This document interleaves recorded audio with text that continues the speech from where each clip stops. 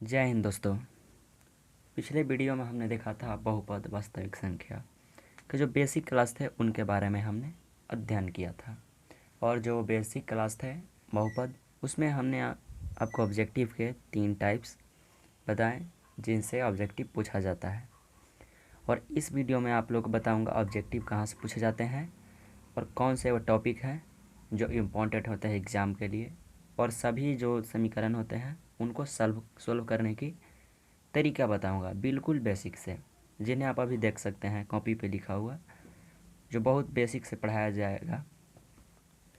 तो चलिए स्टार्ट करते हैं। दो चर वाले रैखिक समीकरण, pair of linear equation in two variables, यानी दो चर वाला रैखिक समीकरण। पहले इसका परिभाषा से स्टार्ट करते हैं। वैसे समीकरण जिसमें दो चर हो तथा चर का अधिकतम घात कितना हो, 1 हो। यानी देखते हैं जो x है और y है, इसका घात केवल 1 रहता है, कुछ नहीं रहता है, तो 1 रहता है और कुछ नहीं।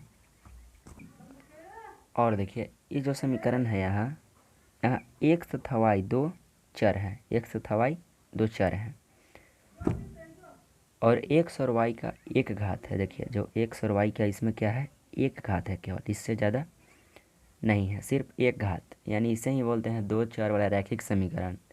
मैंने आपको बहुपद में बताया था रैखिक बहुपद का परिभाषा, जिसका घात केवल 1 होता है उसे रैखिक बहुपद बोला जाता है। उसी तरह से इसमें रैखिक समीकरण है।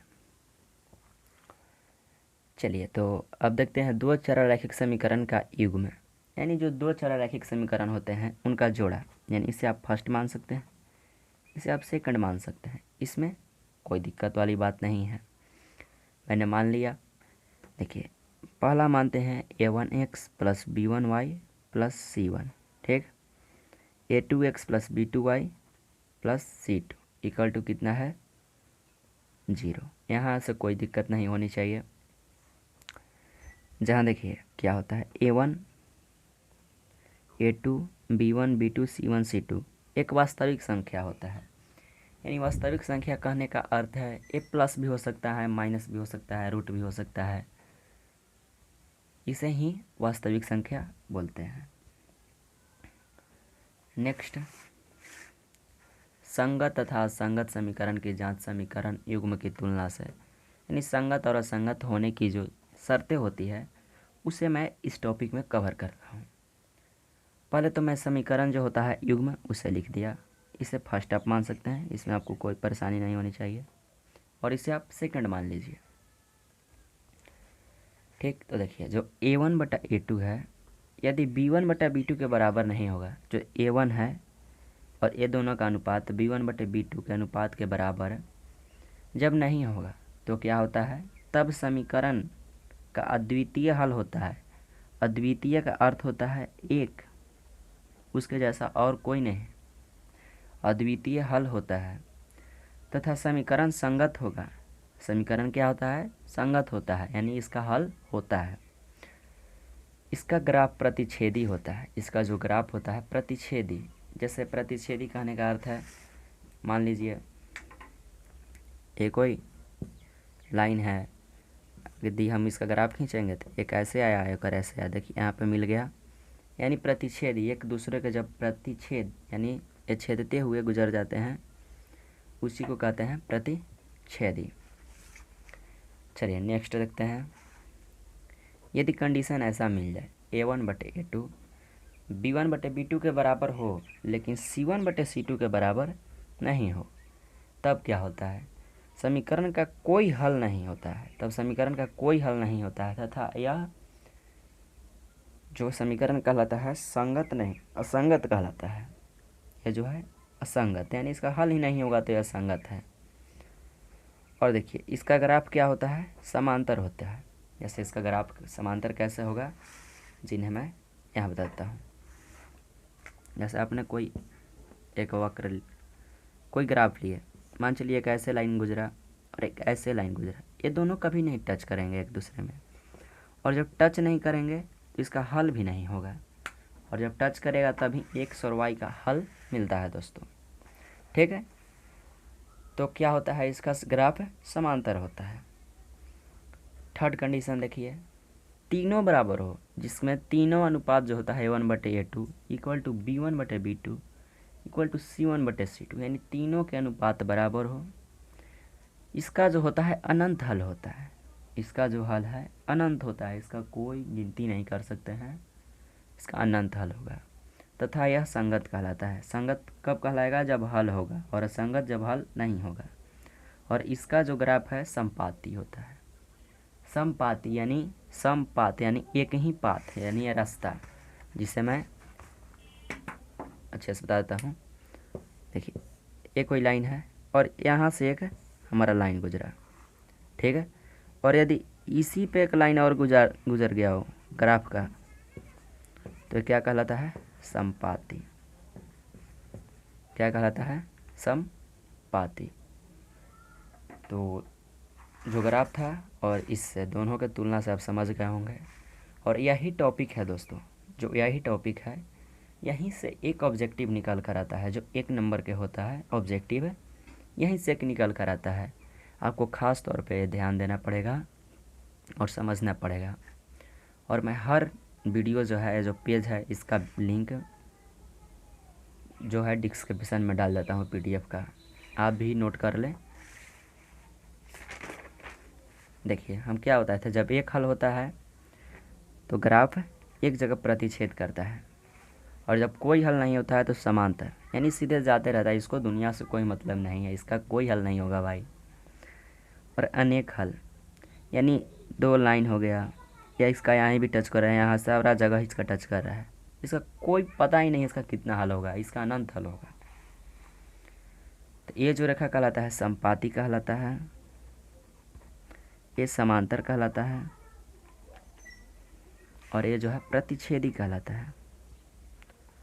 प्रतिच्छेदी क्या कहलाता है? प्रतिच्छेदी। चलिए, ये तो ग्राफ की बात हुई, कैसे डिनोट करते हैं। अब जो हम जो चर्चा करने जा रहे हैं, यहाँ से आपको 1-2 नंबर के क्वेश्चन और एक 5 नंबर के क्वेश्चन पूछा जाएगा। या तो आपको 2 नंबर में जब पूछा जाएगा तो आपको ऑब्जेक्टिव 3 पूछा जाएगा, और यदि ऑब्जेक्टिव 3 नहीं पूछा गया तो आपको इसमें से केवल 5 नंबर के एक सवाल पूछा जाता है। तो आप इसे अच्छे से सीखिएगा। फर्स्ट, 2 चर रैखिक समीकरण को हल करने की विधियाँ।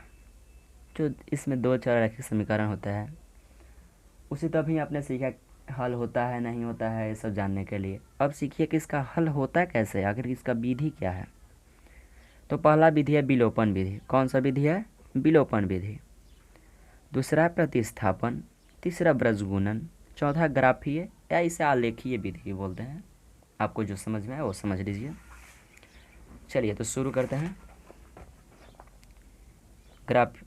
विलोपन विधि से। जो विलोपन विधि से शुरू करते हैं, इस विधि में चरों x और y में से एक को दिए गए समीकरण से विलुप्त कर दिया जाता है। जो इसमें समीकरण दिया जाता है, वहाँ से क्या कर दिया जाता है? इसे विलुप्त कर दिया जाता है। जिसमें अभी बोर्ड पर एग्जाम्पल लेकर समझाता हूँ, जिससे आपको ज़्यादा अच्छे से समझ में आएगी। देखिए, हमने एक समीकरण लिया और मैंने बोल दिया इसे, आप जो है इसे विलोपन विधि से सोल्व करें। बहुत यहाँ पे चिड़िया गूंज रही है और बहुत अच्छा भी लगता है। देखिए, इसे हम फर्स्ट समीकरण मान लिया और इसे सेकंड, ठीक है। हम क्या करते हैं, फर्स्ट और सेकंड को आप जोड़ दीजिए। समीकरण फर्स्ट तथा सेकंड को छोड़िए ना, यहीं पर करते हैं। आपको समझना है, मैं एक्सरसाइज जब कराऊंगा तब अच्छे से लिख कर समझाऊंगा।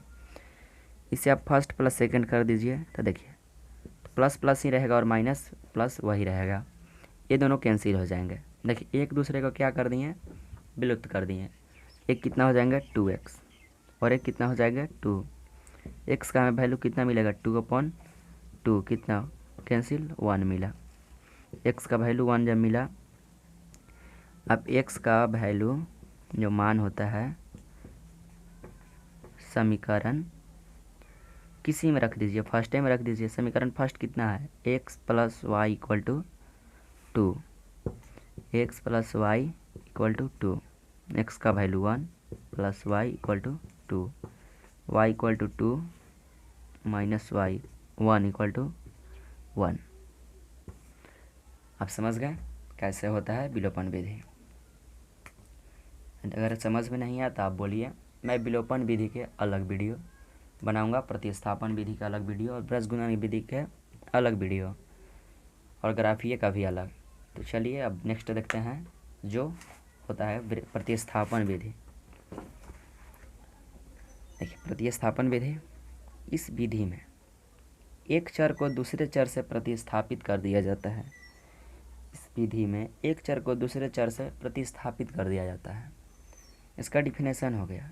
इसे बनाने के लिए मैं आप लोगों को जो इम्पोर्टेंट जो क्वेश्चन होते हैं उस वीडियो में बताऊंगा कि कैसे इसको हम बनाते हैं और अच्छे से बता दूंगा। थर्ड होता है ब्रज गुणन विधि। ब्रज गुणन विधि से सॉल्व करने के लिए एक फार्मूला होता है जिसे आप नोट कर लीजिएगा। x/b1 c2 minus b2 c1 equal to y/c1 a2 minus c2 a1 plus equal 1/a1 b2 plus a2 b2। इसे याद करने का एक सिंपल ट्रिक है। देखिए जब आप b लीजिए तो उसके बाद c लीजिए। आप पहले b लेंगे, b फर्स्ट, तो आपको c सेकेंड वाला लेना पड़ेगा। और अब जब सेकेंड वाला b लेंगे तो आपको c फर्स्ट वाला लेना पड़ेगा। उसी तरह से इसमें भी आप c लीजिएगा तो आपको इसके साथ a लेना पड़ेगा। देखिए ऐसे चलता है b c a, आपको ये याद रखने पड़ेगा, ठीक है। जब आप ये तीन टाइप से होता है। फर्स्ट आपने यहाँ देखा b और c से, और सेकंड आपने देखा यहाँ c और a से देखा, और थर्ड a और b से देखें, ठीक। आपको ये ध्यान में आ जाएगा, आपको याद हो जाएगा। पहले आपको a1 लेना है तो जो सेकंड पार्ट होगा उसको b2 लेना है, ठीक। उसी तरह से आपको ये फार्मूला याद रखना है। ये जो ट्रिक है इसे याद रखिएगा। तो नेक्स्ट होता है ग्राफीय विधि। हाँ, मैं इसका जो है एग्जाम्पल के साथ अभी बताता हूँ। जो अभी हमने समीकरण विलोपन विधि से सॉल्व किया था उससे ही। पहले इसका डिफिनेशन पढ़िए। इस विधि में दोनों समीकरण को सारणी बनाकर ग्राफ पर आलेखित कर x तथा y का मान ज्ञात किया जाता है। आप मान लीजिए दो समीकरण, माना कि x plus Y equal to 2, यही समीकरण था फर्स्ट, मान लीजिए इसे, and x minus Y equal to 0, ये समीकरण सेकेंड है। यहाँ कोई दिक्कत नहीं होनी चाहिए। अब दो सारणी बनाइए। पहले बनाइए समीकरण फर्स्ट से। समीकरण क्या से? फर्स्ट से। समीकरण फर्स्ट कितना है? x plus Y equal to 2। आप यहाँ पे y का वैल्यू निकाल लीजिए x का, आपको बेहतर होगा y का निकाल लीजिए। इधर क्या होगा 2 माइनस एक्स, ठीक है। और फिर आप समीकरण 2 से, ठीक है, x minus Y equal to 0। आप इसमें x निकाल लीजिए क्योंकि आपको y जो है निगेटिव मिल जाएगा, इसलिए हम x इक्वल टू वाई कर लेते हैं, जिससे आपको भी कोई समस्या नहीं होगी। या आप इसे ऐसे भी मान सकते हैं y बराबर x सीधा करने पर। अब जो है इसका सारणी एक बनाइए, x और y, और इसका वैल्यू आप पुट करेंगे। आप x का वैल्यू 0 लीजिए। आप 0 लिए तो 2 में से 0 घटाएंगे तो क्या मिलेगा आपको? 2। अब फिर x का वैल्यू 1 लीजिए तो आपको कितना मिलेगा? 1। y का वैल्यू 2 में से घटाएंगे तो 1। उसी तरह से x y। अब x का वैल्यू यहाँ भी 1 लीजिए तो y का भी वैल्यू कितना मिलेगा? 1, क्योंकि जितना x का वैल्यू उतना ही y का वैल्यू। 2 लेंगे 2 मिलेगा, ठीक है। अब जो है इसका हम ग्राफ बनाते हैं। चलिए